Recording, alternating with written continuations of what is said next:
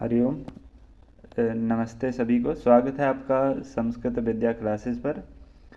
मैं हूं रामकिशन और आज हम जून 2025 में हुए टीजीटी संस्कृत का टैट का जो प्रश्न पत्र है वो सॉल्व करेंगे। पहला प्रश्न है कि कालिदास का काव्य किस रीति में लिखा गया है। तो कालिदास के जो सभी काव्य हैं वो वैदर्भी रीति में लिखे गए हैं। कालिदास जो कि प्रथम शताब्दी ईसा पूर्व में उज्जैन में जन्मे हैं और उनकी 7 रचनाएं हमें प्राप्त होती हैं, जिसमें 2 महाकाव्य हैं, रघुवंश तथा कुमार संभव, और 2 खंड काव्य जिन्हें कहते हैं मेघदूत और ऋतु संहार। फिर 3 नाटक हमें प्राप्त होते हैं, एक अभिज्ञान शकुंतलम, मालविकाग्निमित्र और विक्रम उर्वशीय। अगला प्रश्न है कि प्रबोध चंद्र उदय नाटक में किस रस की प्रधानता पाई जाती है। तो प्रबोध चंद्र उदय में शांत रस की प्रधानता पाई जाती है। ये नाटक जो 11वीं शताब्दी में आचार्य कृष्ण मिश्र द्वारा रचित है। इस नाटक में हमें 6 अंक प्राप्त होते हैं। तीसरा प्रश्न है कि ध्वन्यलोक कितने उद्योतों में विभक्त है। तो ध्वन्यलोक में हमें 4 उद्योत प्राप्त होते हैं। आचार्य आनंदवर्धन कृत ध्वन्यलोक, जिसमें 4 उद्योत हैं। इस ग्रंथ को 3 भागों में विभाजित किया गया है, कारिका, वृत्ति और उदाहरण। ये काव्य को जो है वो काव्य की आत्मा जो ध्वनि को मानते हैं कि काव्य से आत्मा ध्वनि। और इनकी अन्य रचनाओं में तंत्रालोक है, देवी शतक है, अर्जुन चरित है, फिर विषमबाण लीला। चौथा प्रश्न है कि यशस तिलक चंपू की रचना की है। तो यशस तिलक चंपू की रचना सोमदेव ने की है। अगर हम आचार्य सोमदेव के बारे में जाने तो इनका समय 10वीं शताब्दी में है। ये एक चंपू ग्रंथ है और इन्होंने इसमें राजा यशोधर की कहानी वर्णित की है। पांचवा प्रश्न है कि वाच्यार्थ की अपेक्षा जहाँ व्यंग्य अर्थ अधिक चमत्कार जनक नहीं होता, उस काव्य को क्या कहते हैं। तो उस काव्य को मध्यम काव्य कहते हैं। आचार्य मम्मट ने अपने काव्य के जो 3 भेद हैं, उत्तम, मध्यम और अधम काव्य। तो उत्तम काव्य जो इदम उत्तम अतिशयनी व्यंग्य वच्याद ध्वनि बुद्धि कथिता, ऐसा इसको उत्तम काव्य। और दूसरा जो मध्यम काव्य है इसे गुणीभूत व्यंग्य काव्य भी कहते हैं। अतादृशी गुणीभूत व्यंग्यम व्यंग्य तो मध्यमम। और फिर अधम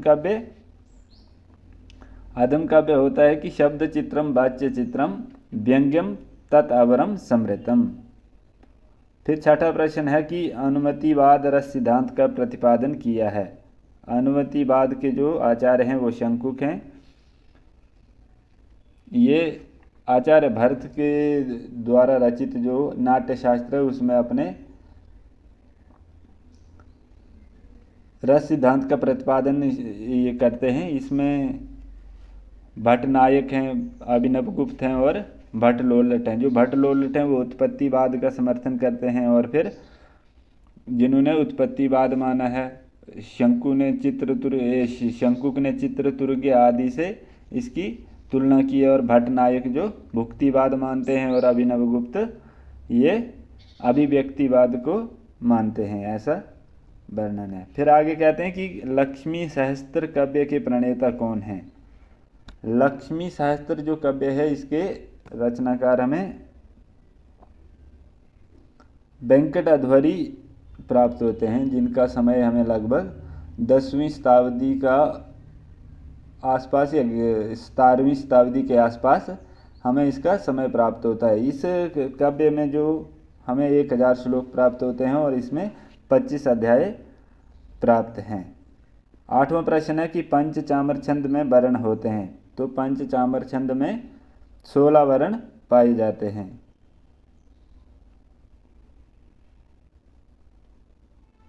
अगला प्रश्न है कि शिशुपालवध में कितने सर्ग हैं।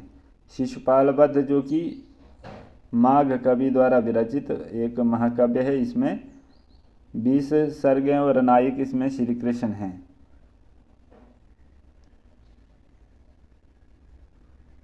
10वां प्रश्न है कि संस्कृत सुभाषित कोशों में सर्वश्रेष्ठ जो ग्रंथ है वो कौन सा है। तो संस्कृत जो सुभाषित कोश है उसमें सुभाषित रत्न कोश ऐसे करके एक ग्रंथ जो सर्वश्रेष्ठ माना गया है। 11वां प्रश्न है कि संख्या में पुरुष है, तो संख्या में पुरुष को क्या कहा गया है। संख्या में पुरुष को निष्क्रिय कहा गया है।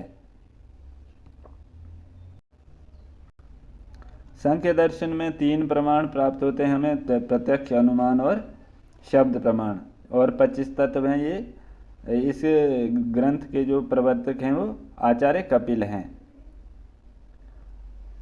12वां प्रश्न है कि किसकी गिनती प्राणायाम में नहीं होती है। तो योग दर्शन में 3 प्रकार के प्राणायाम माने गए हैं, रेचक, पूरक और कुंभक। तो विरेचक की गणना 3 प्रमाणों में नहीं होती है। अगला प्रश्न है कि मुकुल भट्ट किस शब्द शक्ति को मानते हैं। जो मुकुल भट्ट हैं वो केवल लक्षणा शब्द शक्ति को ही मानते हैं। मुकुल भट्ट का समय हमें 10वीं शताब्दी के आसपास प्राप्त होता है और ये कश्मीर के रहने वाले थे।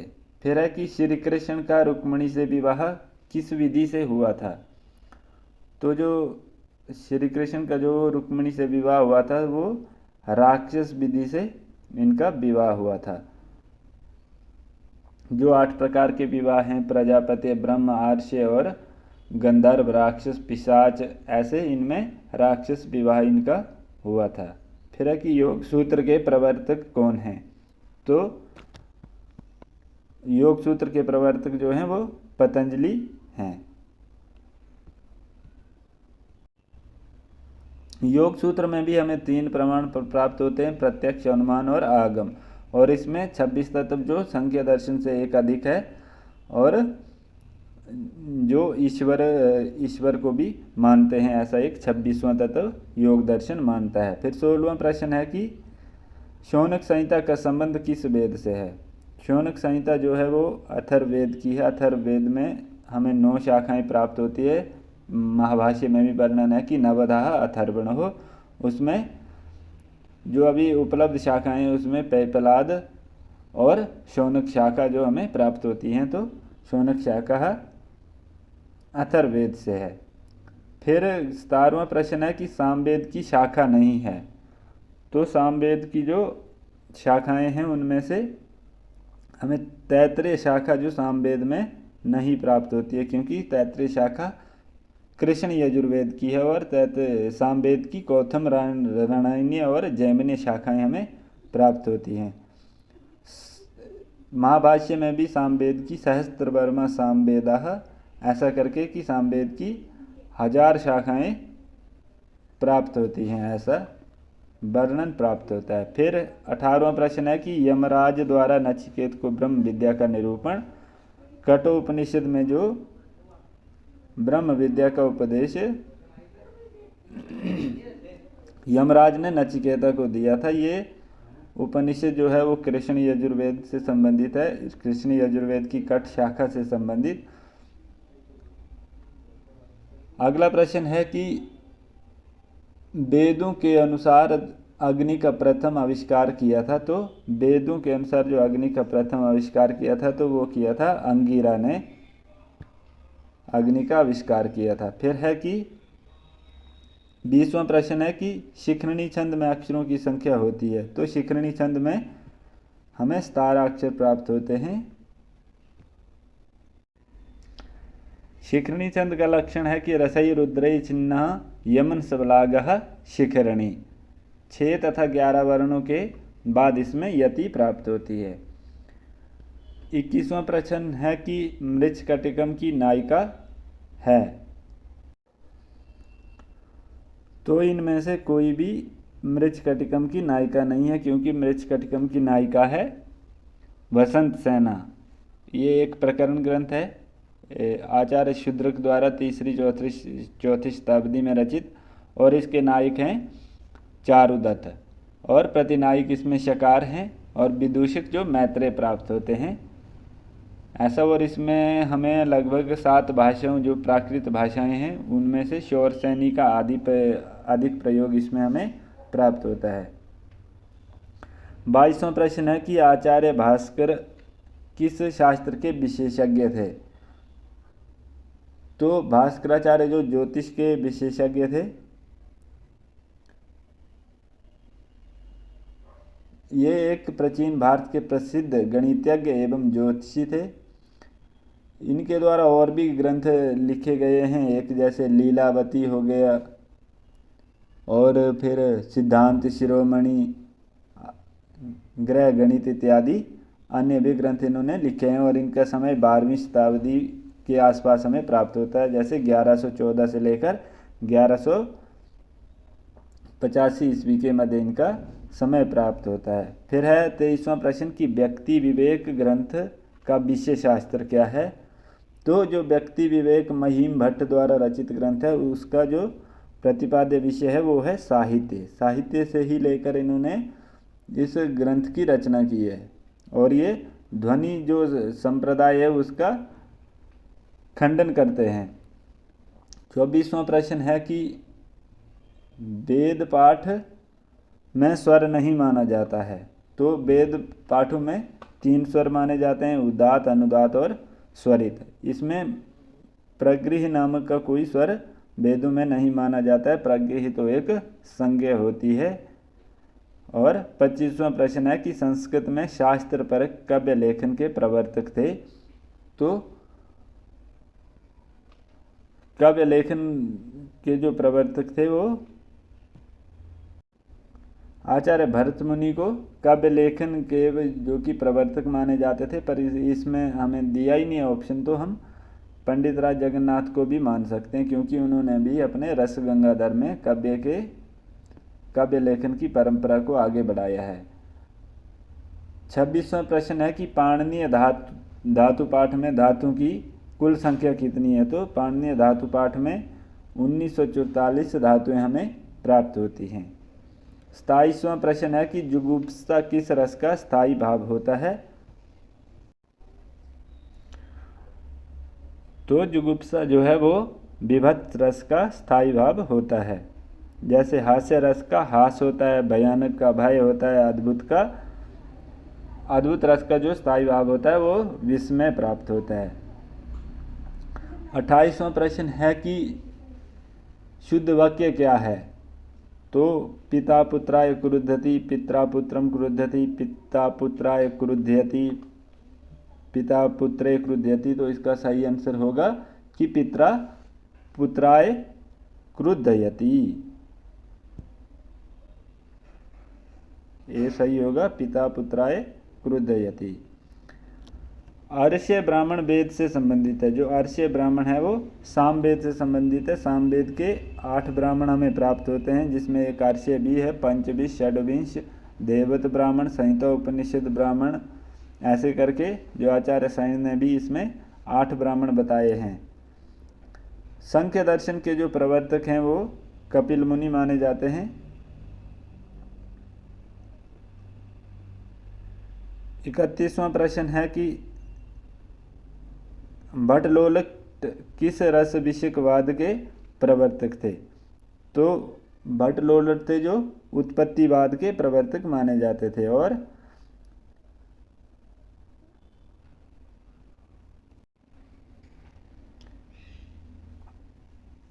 अभिनवगुप्त हैं जो वो भुक्तिवाद के, और भट्टनायक भुक्तिवाद, और अभिनवगुप्त हैं जो अभिव्यक्तिवाद के प्रवर्तक माने जाते थे। 32वां प्रश्न है कि उभय पद प्रधान समास कौन सा होता है। तो उभय पद प्रधान जो समास होता है वो होता है द्वंद्व समास। कि उभय पदार्थ प्रधानो द्वंद्वः। इसका जैसे उदाहरण होता है पाणी पादम। अगला प्रश्न है कि तदर्थे चतुर्थी वाच्य, इसका उदाहरण कौन सा है। तो तदर्थे चतुर्थी वाच्य यागाय काष्टम, यागाय काष्टम, आंसर सी। अगला प्रश्न है कि अध्याय समाप्ति सूचक वाक्य को कहते हैं। तो जब अध्याय समाप्ति होती है तो उसमें सूचक जो वाक्य होते हैं उनको पुष्पिका नाम से जाना जाता है। 35वां प्रश्न है कि पदवाक्य प्रमाणाज्ञ उत्तराधिकारी थे। तो पदवाक्य प्रमाणाज्ञ जो ये उपाधि जो है वो भभूति की है। भभूति की 3 रचनाएं हैं, उत्तरामचरित, महावीर चरित और एक मालती माधव। ऐसे 3 रचनाएं हैं, इनको पदवाक्य प्रमाणाज्ञ कहा जाता है। कुमारिल भट्ट शास्त्र के विद्वान थे। तो जो कुमारिल भट्ट थे वो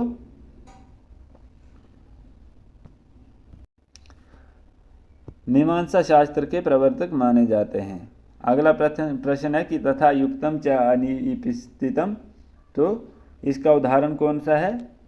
तो इसका उदाहरण है ग्रामम गच्छन तृणम स्पृच्छति। ग्रामम गच्छन तृणम स्पृच्छति, कर्ता द्वारा क्रिया से युक्त होने पर भी जो अवनिहित या अनिश्चित वस्तु या व्यक्ति होता है वह भी कर्म संज्ञा को प्राप्त होता है। इस संज्ञा से कर्म कारक और द्वितीय विभक्ति का विधान होता है। आगे प्रश्न आता है कि कौन सा महाकाव्य व्याकरण शास्त्र के आधार पर लिखा गया है? तो रावण वध, जो भट्टी द्वारा विरचित रावण वध है, वो व्याकरण पर एक शास्त्र ग्रंथ है।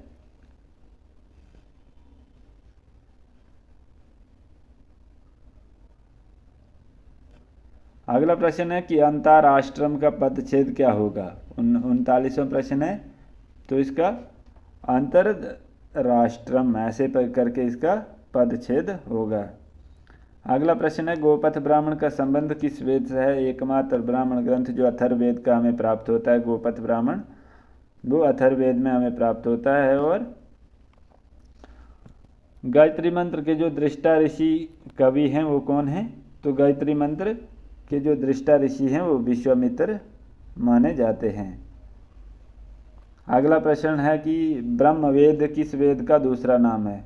ब्रह्मवेद जो है वो अथर्ववेद के जैसे और भी नाम है, ब्रह्मवेद, पृथ्वी, महिवेद, क्षत्रवेद, भैषज वेद, ऐसे करके तो अथर्ववेद का दूसरा नाम प्राप्त होता है। फिर ज्योतिष का प्रश्न है कि बुद्धि विचार किस भाव से किया जाता है? तो बुद्धि का विचार जो है वो पंचम भाव से किया जाता है। 44वां प्रश्न है कि वाचस्पति मिश्र द्वारा वाचस्पति मिश्र की पत्नी का नाम क्या था? तो उनकी पत्नी का नाम भामती था, भामती। और ये एक मिथिला के रहने वाले ब्राह्मण थे और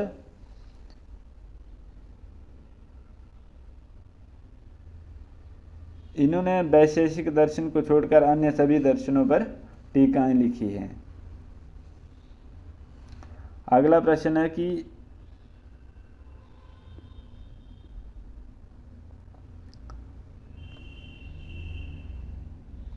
योग मत के अनुसार मिथ्या ज्ञान का अर्थ क्या होता है? तो योग के अनुसार मिथ्या ज्ञान का अर्थ होता है अविद्या। 46वां प्रश्न है कि रास पंचाध्यायी के किसके अंतर्गत आता है? तो रास पंचाध्यायी है जो वो भागवत पुराण के 10वें स्कंद के 5वें अध्याय में हमें प्राप्त होता है। फिर अगला प्रश्न है कि भट्ट नारायण की रचना है। भट्ट नारायण द्वारा एकमात्र लिखित ग्रंथ जो है वैणी संहार, जिसमें 6 अंक हमें प्राप्त होते हैं। अगला प्रश्न है कि रसशास्त्र में साधारणीकरण सिद्धांत के प्रवर्तक कौन है? तो साधारणीकरण जो इसके प्रवर्तक हैं वो हैं भट्ट नायक। अगला प्रश्न है कि ध्वन्यालोक के लेखक कौन है? ध्वन्यालोक जो कि आचार्य आनंदवर्धन की कृति है और अभिनव गुप्त ने इस पर टीका लिखी है। तो अभिनव गुप्त ही इसका हम सही करेंगे क्योंकि आनंदवर्धन तो इस ऑप्शन में है ही नहीं। अगला प्रश्न है कि काव्य प्रकाश में कितने उल्लास हैं? तो काव्य प्रकाश में हमें 10 उल्लास प्राप्त होते हैं। 51वां प्रश्न है कि राजशेखर की रचना नहीं है। तो राजशेखर की 3 रचनाएं बाल रामायण, महाभारत और काव्य मीमांसा। तो राजशेखर की जो रचना है वो राजतरंगिणी नहीं है, राजतरंगिणी कल्हण की रचना है। अगला प्रश्न है कि श्रीमद् भगवत गीता में कितने श्लोक हैं। श्रीमद् भगवत गीता में हमें 700 श्लोक प्राप्त होते हैं। अगला प्रश्न है कि वाचस्पति मिश्र ने किस दर्शन को छोड़कर अन्य सभी दर्शनों पर टीकाएं लिखी हैं। तो वाचस्पति मिश्र ने वैशेषिक दर्शन को छोड़कर अन्य सभी दर्शनों पर अपनी टीकाएं लिखी हैं। अगला प्रश्न है कि न्याय विनिश्चय के लेखक कौन हैं। तो न्याय विनिश्चय के लेखक जो हैं वो हमें धर्मकीर्ति प्राप्त होते हैं। न्याय विनिश्चय के लेखक जो हैं वो धर्मकीर्ति प्राप्त होते हैं। अगला प्रश्न है 55वां प्रश्न की संख्या मत के अनुसार प्रकृति पुरुष का संबंध कैसा है। तो प्रकृति पुरुष को पंगु अंधवत प्रदर्शित किया गया है संख्या दर्शन में। अगला प्रश्न है कि महाभाष्य के उद्योतकर कौन है। महाभाष्य के ऊपर उद्योतकर जो टीका लिखी है वो किसने लिखी है। तो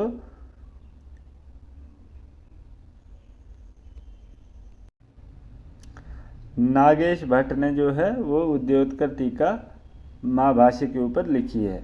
फिर अगला प्रश्न है कि संयोग संज्ञा विधायक सूत्र है।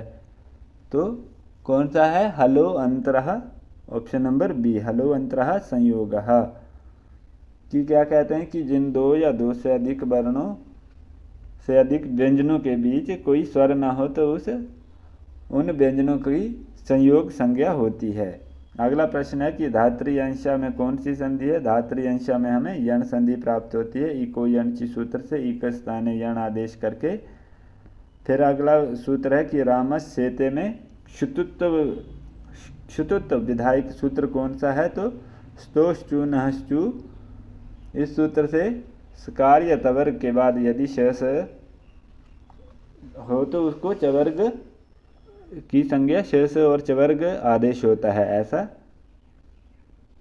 अगला प्रश्न है कि अव्यय भाव समास होता है। वो अव्यय भाव समास होता है जो वो होता है पूर्व पद प्रधान।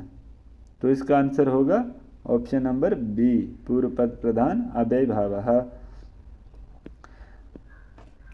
अगला प्रश्न है कि इदम शब्द का तृतीय एक वचन रूप है। इदम शब्द का तृतीय वचन जो कि हमें प्राप्त होता है अनेन।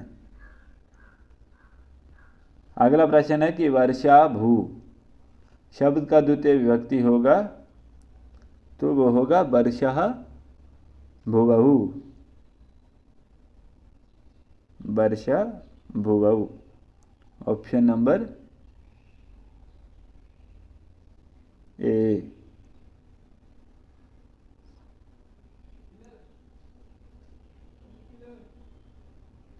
अगला प्रश्न है कि लूट लकार का प्रयोग किस अर्थ में होता है। तो लूट लकार का जो प्रयोग होता है वो अनद्यतन भविष्यत अर्थ में लूट लकार का प्रयोग होता है। अगला प्रश्न है कि लघु सिद्धांत कौमुदी के रचनाकार कौन है। तो लघु सिद्धांत कौमुदी जो है वो आचार्य वरदराज विरचित है। अगला प्रश्न प्राप्त होता है कि स्त्रीलिंग भाव में कृत प्रत्यय होता है। तो वो होता है कितिन प्रत्यय, स्त्रियाम कितिनः ऐसे सूत्र आता है उसके द्वारा। अगला प्रश्न है कि पंडित अंबिका दत्त व्यास की रचना है। तो अंबिका दत्त व्यास द्वारा विरचित शिवराज विजय एक गद्य काव्य है। और फिर तांबुल द्वय आसनम च लभते यह कन्य कुब्जेश वरात है। ये किस कवि से संबंधित है। तो कन्य कुब्ज नरेश जो श्री हर्ष इनसे संबंधित ये आंसर सी सही होगा। अगला प्रश्न है कि काव्य अलंकार सूत्र के रचयिता बामन कश्मीर नरेश जयपीड़ के थे। तो वो जयपीड़ के थे मंत्री। अगला प्रश्न है कि किस नाटक में नायिका का अभाव है। तो विशाख द्वारा विरचित मुद्रा राक्षस नाटक में नायिका का अभाव प्राप्त होता है। अगला प्रश्न है कि बैणी संगार नाटक में कितने अंक हैं। तो बैणी संगार नाटक में जो भट्टनारायण की कृति है इसमें 6 अंक प्राप्त होते हैं। अगला प्रश्न है कि भरणी नक्षत्र का स्वामी कौन है। तो भरणी नक्षत्र के यम स्वामी हैं। ज्योतिष में नाभशिष क्या है कि ज्योतिष में नाभक नाभ संयोग हैं। ये तो ज्योतिष में 32 नाभ संयोग हमें प्राप्त होते हैं। अगला प्रश्न है कि एक दिवस में कितने प्राण होते हैं? तो 2100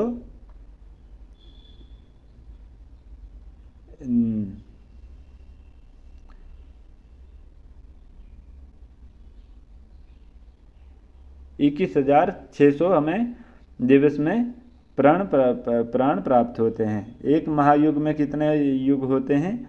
तो एक महायुग में 4 युग होते हैं। अगला प्रश्न है कि लीलावती किसकी रचना है? तो लीलावती जो है वो भास्कराचार्य की रचना है, इसलिए आंसर सी सही होगा। अगला प्रश्न है कि शश योग कारक ग्रह कौन सा है? तो शश योग कारक ग्रह है जो वो शनि है। अगला प्रश्न है कि कल्प सूत्र के कितने प्रकार हैं? तो 4 प्रकार के कल्प सूत्र हमें प्राप्त होते हैं। गृह्य सूत्र, शुल्ब सूत्र, श्रोत्र सूत्र, धर्म सूत्र, ऐसे करके। फिर है संहिता उपनिषद ब्राह्मण किस वेद से है? तो संहिता उपनिषद ब्राह्मण जो सामवेद का प्राप्त होते हैं उसमें संहिता उपनिषद ब्राह्मण है। फिर भ्रमर गीत किस पुराण से संबंधित है? तो भ्रमर गीत है श्रीमद् भागवत पुराण से। ऋग्वेद के प्राचीनतम भाष्यकार जो हमें प्राप्त होते हैं वो हैं स्कंद स्वामी। वैदिक देवताओं के कितने वर्ग माने गए हैं? तो 3 प्रकार के देवता माने गए हैं। भगवान में कौन सा प्रत्यय होता है? तो भगवान में मतु प्रत्यय होता है। अगला प्रश्न है कि दत्त चित्त में कौन सा समास होता है? तो दत्त चित्त में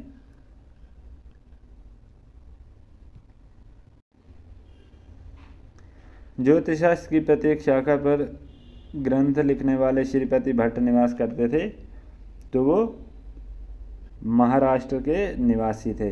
अगला प्रश्न है कि छाया ग्रह, तो राहु और केतु को छाया ग्रह की संज्ञा दी गई है।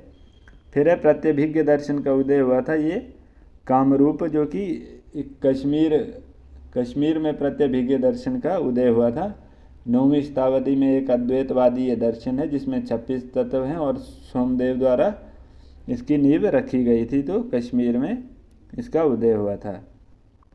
अगला प्रश्न है कि शनि की विशेष दृष्टि किस स्थान पर होती है? तो शनि की जो विशेष दृष्टि होती है वो तृतीय और दशम भाव पर होती है। सिद्धांत शेखर ग्रंथ के रचनाकार हैं, तो सिद्धांत शेखर ग्रंथ जो है वो श्रीपति की रचना है और वो एक खगोल जो कि ग्रंथ है और इसका समय 11वीं शताब्दी के आसपास प्राप्त होता है। फिर है पराशर समिति में कितने अध्याय हैं? तो पराशर समिति में 12 अध्याय प्राप्त होते हैं। जैसे मनुस्मृति में है वैसे पराशर समिति में भी 12 अध्याय प्राप्त होते हैं और 593 श्लोक इसमें प्राप्त होते हैं। अगला प्रश्न है कि वराहमिहिर का काल माना गया है, तो वराहमिहिर का काल जो है वो 6ठी शताब्दी माना गया है। 505 से लेकर 587 के मध्य इनका काल माना गया है। और अगला प्रश्न है कि स्कंद स्वामी ने किस वेद पर प्रसिद्ध भाष्य लिखा है? तो स्कंद स्वामी ने ऋग्वेद पर भाष्य लिखा है। अगला प्रश्न है कि वेददीप भाष्य के रचनाकार कौन है? तो महीधर जो वेददीप भाष्य के रचनाकार हैं जिन्होंने अपने शुक्ल यजुर्वेद पर भाष्य लिखा है।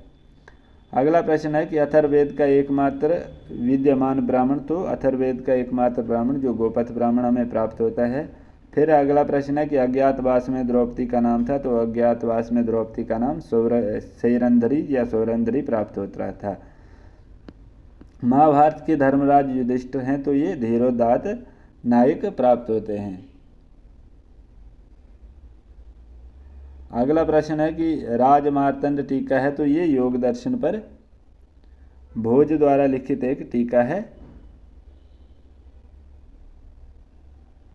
अगला प्रश्न है कि मीमांसक मत अनुसार मुक्ति मिलती है, तो मीमांसकों के मत में मुक्ति मिलती है कर्म से। दशोपनिषद में नहीं है, तो दशोपनिषद में कौन सा उपनिषद नहीं है? श्वेताश्वेत उपनिषद नहीं है। ईश कैन कठ प्रश्न मुंडक मांडुक्य तैतरे ऐतरे छंदोग्य और बृहदारण्यक, इन 10 उपनिषद ये प्राप्त होते हैं। अगला प्रश्न है कि सुखारता में संधि होती है, तो सुखारता में हमें वृद्धि संधि प्राप्त होती है। ऋतेज तृतीय समास से इस सूत्र के द्वारा हमें संधि ये प्राप्त होती है। प्रत्येकम पद में उपयुक्त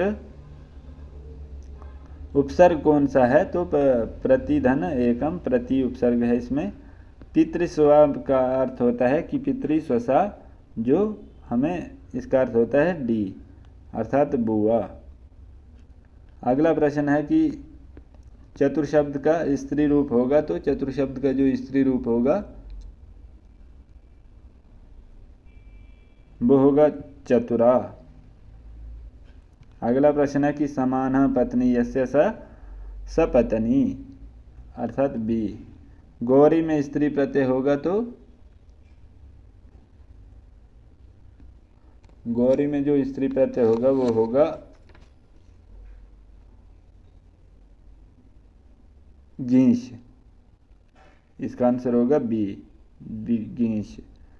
अगला प्रश्न है कि सह चौरेभ्य विभाति, इस वाक्य में चौरेभ्य पद में किस विभक्ति का प्रयोग किया है, तो इसमें पंचमी विभक्ति का प्रयोग किया है। भिन्न अर्थानाम भय हेतु, इस सूत्र के द्वारा त्रस तथा भय भयभीत होने पर भय और त्रस की अपदान संज्ञा होती है और अपदान पंचमी से पंचमी विभक्ति इसमें प्राप्त होती है। अगला प्रश्न है कि एचो अयवयावः सूत्र किस संधि का विधान करता है, तो एच अय अव और आव ये अयादि संधि का विधान करता है। राजानक रुय्यक के ग्रंथ का नाम है तो अलंकार सूत्र। अलंकार सूत्र जो कि अलंकार सर्वस्वबीन के ग्रंथ का प्राप्त होता है। तो ये था जून में जो हुआ टीजीटी संस्कृत का पेपर, आज हमने देखा। कक्षा में अंत तक जुड़े रहने के लिए सभी का धन्यवाद।